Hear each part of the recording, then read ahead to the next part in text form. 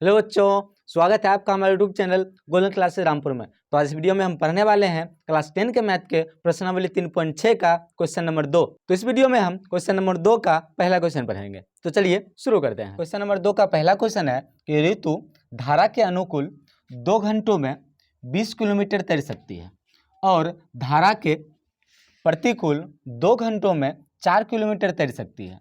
तो उसकी स्थिर जल में तैरने की चाल तथा धारा की चाल ज्ञात कीजिए।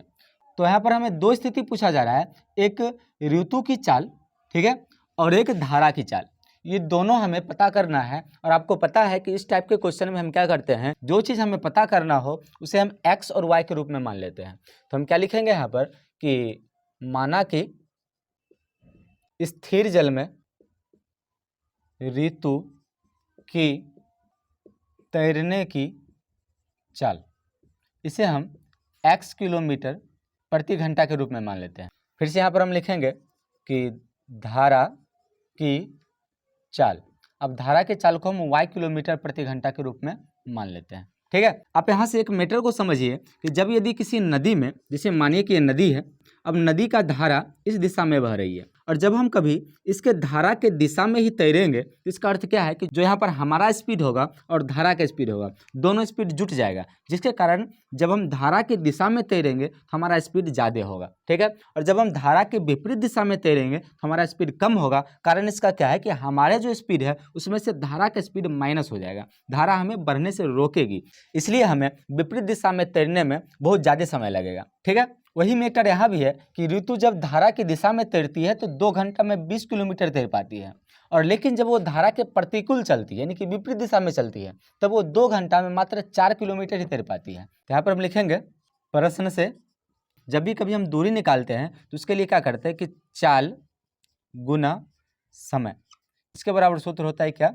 दूरी, यानी कि दूरी बराबर सूत्र क्या होता है, चाल गुना समय, ठीक है। तो यही सूत्र का प्रयोग करके हम यहाँ से क्वेश्चन बनाएंगे। तो पहली स्थिति दिया हुआ है धारा के अनुकूल, हम क्या लिखेंगे, धारा के अनुकूल ऋतु की चाल, कि जब धारा के अनुकूल चलेगी तो ऋतु की चाल जो होगा वो बढ़ जाएगा। कारण क्या है कि उसका कुछ अपना चाल x होगा, ठीक है, और धारा का चाल y होगा, दोनों चाल यहाँ पर जुट जाएगा, जिसके कारण इसका चाल बढ़ जाएगा, यानी कि x + y किलोमीटर प्रति घंटा, ठीक है। और यहाँ पर क्या कह रहा है कि समय कितना लिया जा रहा है, 2 घंटा।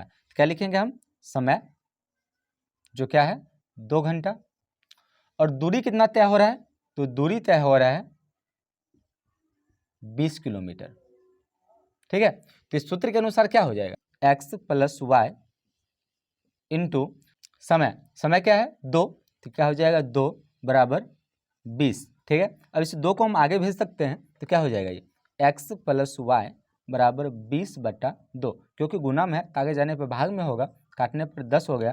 तो पहला समीकरण हमारा आ रहा है x + y = 10। तो ये हो गया हमारा समीकरण 1, ठीक है। तो यहाँ दूसरा स्थिति में कहा जा रहा है कि जब ऋतु धारा के प्रतिकूल चलती है तो 2 घंटों में 4 किलोमीटर ही तय कर पाती है। तो इसके लिए हम क्या लिखेंगे, तो लिखेंगे पुनः धारा के प्रतिकूल ऋतु की चाल। ऋतु की चाल, धारा के प्रतिकूल क्या हो जाएगा, उसका अपना चाल तो x है ही, तो इस x में जो धारा का चाल होगा वो माइनस हो जाएगा, ठीक है। तो x में धारा की चाल माइनस हो जाएगा, तो धारा के प्रतिकूल ये हो जाएगा ऋतु की चाल, यानी कि x - y किलोमीटर प्रति घंटा, ठीक है। अब समय तो उतना ही लिया जा रहा है 2 घंटा, तो फिर यहाँ पर भी लिखेंगे हम समय बराबर 2 घंटा, और दूरी, तो दूरी कितना तय हो रहा है, तो दूरी तय हो रहा है दूसरी बार में 4 किलोमीटर, यहाँ पर हम लिखेंगे 4 किलोमीटर, ठीक है। तो सूत्र के अनुसार क्या हो जाएगा, चाल गुना समय, तो चाल हमारे पास क्या है x - y, तो क्या हो जाएगा ये x - y इंटू समय 2 बराबर दूरी, यानी कि 4, ठीक है। जब इसे हम आगे भेजेंगे तो क्या हो जाएगा, x - y = 4/2, काटने पर 2, तो x - y बराबर क्या हो रहा है 2। ये हो गया हमारा समीकरण 2, ठीक है। अब यहाँ से हम समीकरण 1 और 2 में विलोपन विधि का उपयोग करके x y का मान निकालेंगे। तो लिखेंगे हम कि समीकरण 1 और 2 को घटाने पर, तो समीकरण 1 और 2 को घटाएंगे तो क्या हो जाएगा, तो पहला है x प्लस वाई बराबर 10, क्या हो जाएगा ये x प्लस वाई बराबर 10। दूसरा है x माइनस वाई बराबर 2। अब इसे घटाएंगे तो दूसरा समीकरण का चिन्ह चेंज हो जाएगा, तो ये माइनस प्लस माइनस ये तो कट जाएगा, इस दोनों को जोड़ेंगे तो y से y जुटेगा तो क्या हो जाएगा 2y बराबर 10 में से 2 माइनस होगा तो 8, तो y का मान हो गया कितना 8/2, काटने पर 4, तो y का मान हो रहा है 4। ठीक है, ये हो गया हमारा y का मान। अब इस y के मान को हम समीकरण 1 या 2 किसी में भी रखकर x का मान निकाल सकते हैं। ठीक है, क्या लिखेंगे हम कि y का मान 1 में रखने पर, तो y का मान हमारा क्या है, तो y का मान है 4, इसे हम समीकरण 1 में जहाँ पर y है तहाँ पर रखेंगे, तो क्या हो जाएगा ये x प्लस वाई, y की जगह पर रखना 4, 4 बराबर 10।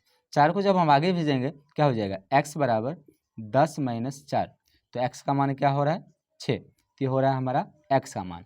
अब हम ऋतु की चाल को x माने थे और धारा की चाल को y माने थे, तो हम लास्ट में लिख सकते हैं कि अतः स्थिर जल में ऋतु की चाल, तो ऋतु की चाल कितना हो जाएगा, तो हमने ऋतु के चाल को x माना था, तो x का मान आया है 6, तो हम लिख सकते हैं कि ऋतु की चाल 6 किलोमीटर प्रति घंटा। ठीक है, और धारा की चाल, धारा के चाल को y माने थे तो y का मान है 4, तो इसका अर्थ क्या है कि धारा की चाल, तो y का मान है 4, तो इसका अर्थ क्या हुआ कि 4 किलोमीटर प्रति घंटा। ठीक है, ये हो गया हमारा आंसर। ठीक, इस प्रकार हम इस टाइप के किसी भी क्वेश्चन को बहुत ही आसानी से बना सकते हैं। आपको वीडियो कैसा लगा हमें कमेंट में जरूर बताइए, और यदि हमारे चैनल पर नए हैं चैनल को सब्सक्राइब जरूर करिए। Thank you for watching.